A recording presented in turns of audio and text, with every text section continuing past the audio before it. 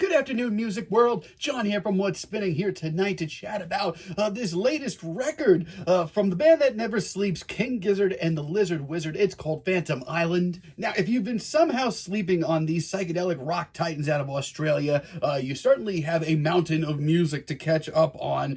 They've released over the last decade, I think 21 releases, oftentimes more than one in a year. And genre-wise, I mean, I hate to say that they've done it all because obviously they haven't, but they've certainly tried to do it all between poppier records, folk records, psychedelic rock records, thrash metal records, some boogie woogie that we got last year in the form of Flight B741. We also got some eco-friendly robo-funk as well. Now, this latest record has been on my radar for a while.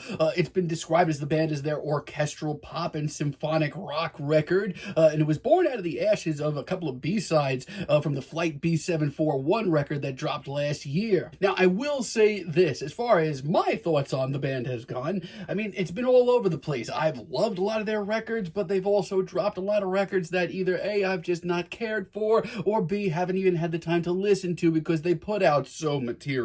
But for me, I kind of like the both extremes of the band. I like when they're at their heaviest and they are at their lightest. And with this new record, I honestly feel like they found a good sweet spot. Honestly, the opening stretch of this record is pretty damn nice. The title track, Phantom Island, that kicks this thing off, it's beautiful. Elegant strings, jazzy horns, a low-key funk in the background as well. The track just feels so refined, classy, full of life as well, and infinitely more interesting than some of their earlier ventures into this direction, like Sketches of Brunswick East. Ugh. Then we have Deadstick, which just is absolutely armed with this sunny, psychedelic pop 60s sound. It's so bright and so full of life, I can't help but smile listening to this. It's the sound of a band that is clearly having a blast recording it as well. From everybody from Ambrose to Stu on this track just sounds really reinvigorated. Lonely Cosmos definitely shifts things for the more spacier and progressive side. It's also a little bit more melancholic, but with that, we get a lot of beautiful strings. Cosmic rhythms as well. It's a hell of a deep cut. And Eternal Return is vibrant. It's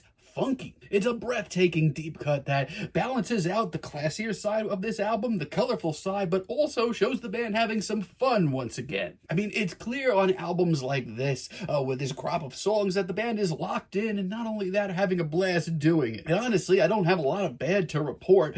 Definitely Panpsych, though, is sort of a blip on the radar for me. Now, it does have some colorful production, and Stu's performance here actually sounds really good. But it quickly becomes one of this album's busiest moments, but it's not done in an exciting way. It just feels cramped most of the time. I think that it's the worst track here. I mean, up until now, this album has sounded pretty effortless, but this just sounds cluttered. And Silent Spirit, this track just is a bummer, man. I mean, the riff that we get here is nasty, and the horns that we get here are some of the album's best. But the rest of this track just doesn't really come together. It just seems misguided. It seems awkward and clunky. Not only that, but the vocal performances do not add up. There's definitely potential in these tracks, but they just don't come together as nicely as the rest of this record. However, with the rest of this record, King Gizzard continue to find the sweet spot. Spacesick is one of this album's most heartfelt moments. Very spacey, trippy, a track that has a really solid bass groove to it. I mean, it's impressive to me on albums like this how much King Gizzard experiment, but not always get away too far from their core sound, not to alienate any of their old-time fans. I love Aerodynamic as well. This track is breezy, it's soulful, it's full of joy and wonder, and the second half of this track brings in a much more nasty, gritty, bluesy vibe to it that's really exciting too. Some really great solos as well. Also, really love Sea of Doubt. This one brings in